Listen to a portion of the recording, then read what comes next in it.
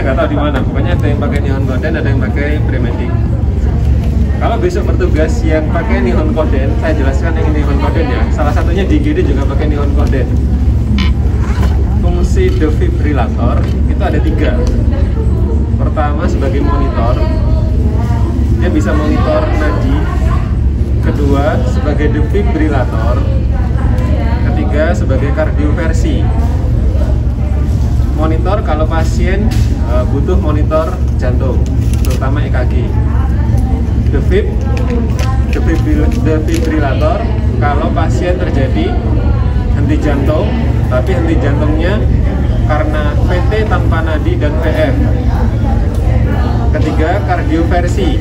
Kardioversi pada pasien-pasien yang dibutuhkan kardioversi seperti SVT, VT dengan nadi, atau VT yang tidak stabil.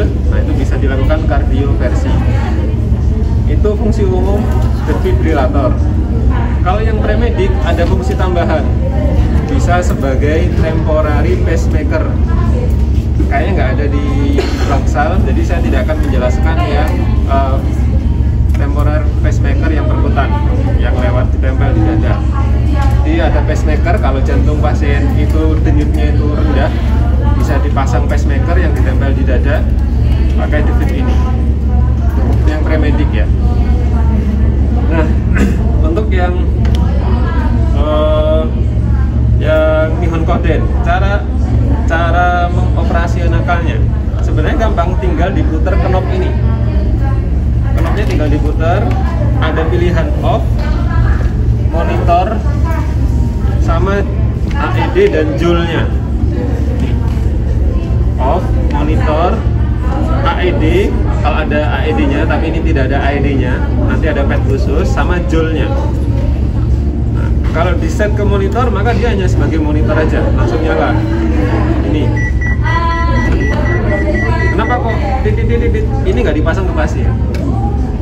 Jadi grafiknya asistor. Terus kalau mau defibrilator atau kardioversi, maka kita tanya ke dokternya, dok butuh berapa joule? Misal butuh 200 joule, maka kita putar sampai 200 joule. Nah, putar sampai garis merah ini nunjuk ke 200 joule. Oke, sudah nunjuk ke 200 joule, maka kita kasih padnya ke dokter. Lalu lihat ada tulisan APEC sama sternum. Semua defib pasti ada tulisan APEC sama sternum, nggak boleh dibalik. APEC itu puncak, sternum itu dada. Jadi yang satu di dada, yang satu di APEC. APEC apa? APEC jantung. Jadi puncaknya jantung itu di bawah sini, bukan di atas. Jadi APEC jantung sama di sternum. Posisinya seperti apa? Posisinya seperti ini. Satu di dada, satu di APEC. Nah, sebelum ditempel ke pasien, jenengan kasih gel. Gelnya ini. Tapi kalau ada, jangan gel yang ini. Gelnya gel defib. Kalau gel defib beda, gel sama kayak gel USG. Ya, kalau ini airnya terlalu banyak, pasien masih bisa bekas merah di dadanya. Tapi kalau gel USG dia lebih jelly, lebih pekat dan nggak bekas merah di dadanya. Ini baterainya udah habis. Nah, setelah 200 udah dikasih jelly, ada tulisan charge di sini. Nah, di charge.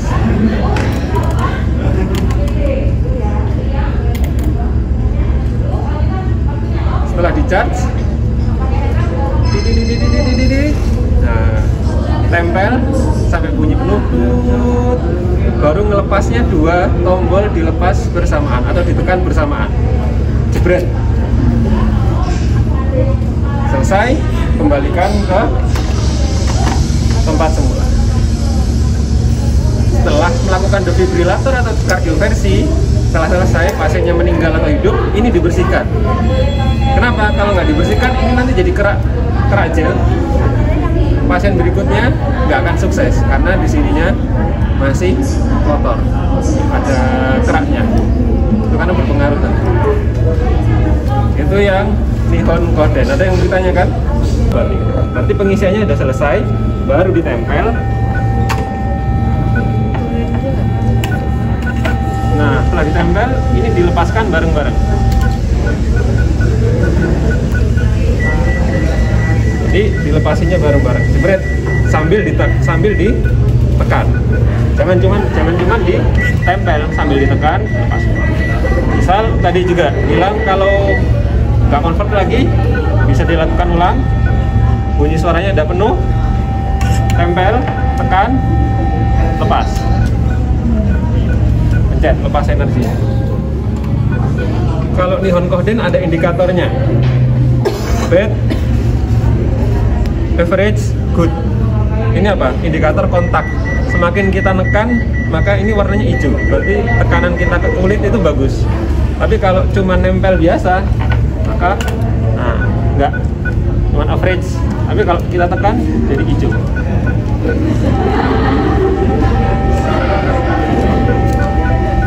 Nah, jadi hijau. Itu yang Nihon Kohden.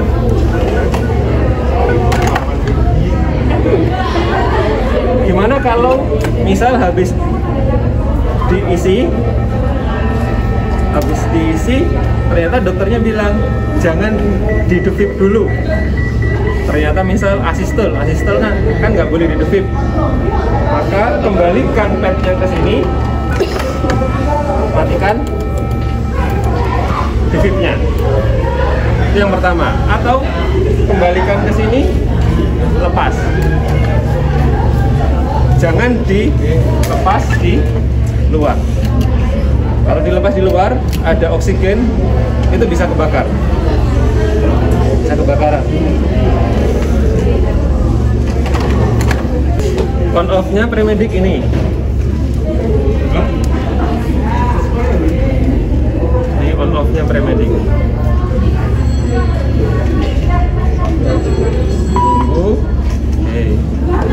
Nah, untuk defibrilator, maka kita pilih mode manual. Untuk kardioversi, kita pilih mode sinkron. Jadi beda, ya. Untuk defib kita pilih manual, kardioversi kita pilih sinkron. Nah, setelah dipilih sinkron atau manual, maka kita bisa atur joule-nya berapa. Misal untuk defib ya, karena yang paling sering saya rasa defib daripada kardioversi. Kita pilih joule-nya. Kalau defib itu biasanya 200, maka kita pencet 200. Bisa juga pencet 10 aja ya, biar nggak gede-gede. Nah, sudah. Terus di pencet salah satu. Nah, kali ini nggak ada tandanya, langsung cuma deliver shock now, tempel, pencet.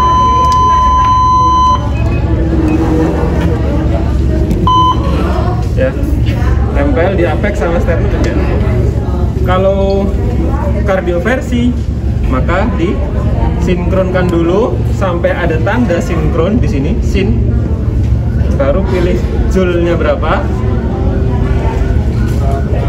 misal 20, diisi. Nah, terus di defib.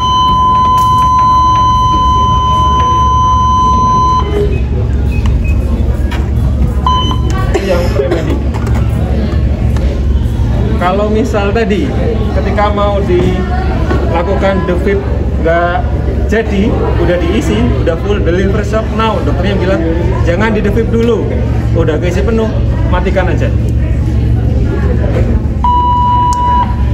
Terus nyalakan ulang, jangan dilepas di luar. Yang tanyakan yang Premedic.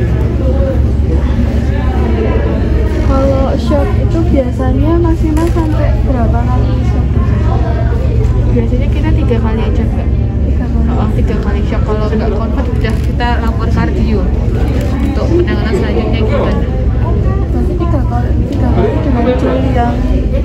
bertahap.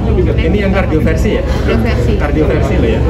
Kalau yang DeFib itu selama sampai siklus berakhir sekitar 20 menit, berapa kali shocknya ya itu dilakukan. Kalau VT terus, VT tanpa nadi terus sampai 20 menit ya shock berulang kali sampai 20 menit itu yang defibrilator. Nah, kardioversi mungkin habis 50, 10, 100, 150, jarang 150. Itu biasanya udah mau tambah obat-obatan apa enggak. Ya, jadi defibrilator fungsinya buat defib sama buat kardioversi. Yang kardioversi fungsinya pakai synchronize, yang defib pakai manual. Kalau ini kardioversinya di mana? Kardioversinya nih, synchronize ini juga ada. Pencet synchronize. Jadi kalau synchronize itu intinya adalah untuk kardioversi. Jadi akan mensinkronkan EKG pasien. Oke, mungkin itu saja.